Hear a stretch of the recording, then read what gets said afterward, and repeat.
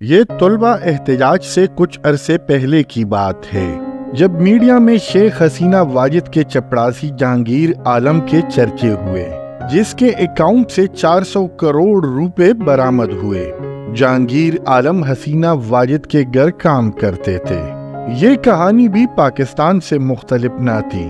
جیسے پاکستان میں شہباز شریف کے رمضان شوگر مل کے چپڑاسی مقصود کے اکاؤنٹ سے کروڑوں روپے نکلے تھے۔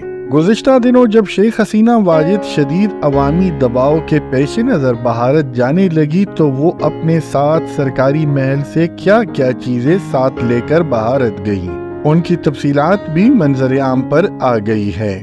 مشتعل ہجوم سے بچنے کے لیے حسینہ واجد نے صدارتی محل سے اڑان بھری، ایک نظر صدارتی محل کو دیکھا اور ہندوستان روانہ ہوئی۔ ہیلی کاپٹر میں حسینہ واجد کے ساتھ ان کی بہن ریحانہ شیخ بھی موجود تھی۔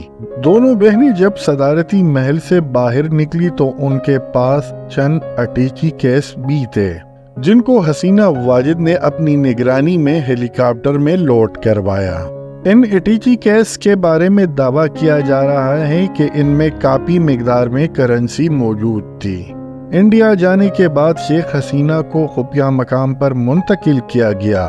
شیخ حسینہ کی بیٹی سائمہ واجد بھی نئی دہلی میں موجود ہے، جہاں جلد دونوں ماں بیٹی کی ملاقات متوقع ہے۔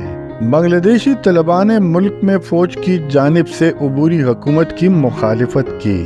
طلباء کی خواہش پر نوبل انعام یافتہ ڈاکٹر محمد یونس کی سربراہی میں عبوری حکومت بن چکی ہے۔ بنگلہ دیش نیشنلسٹ پارٹی کی سربراہ خالدہ ضیاء بھی صدر شہاب الدین کے صدارتی حکم پر رہا ہو چکی ہے۔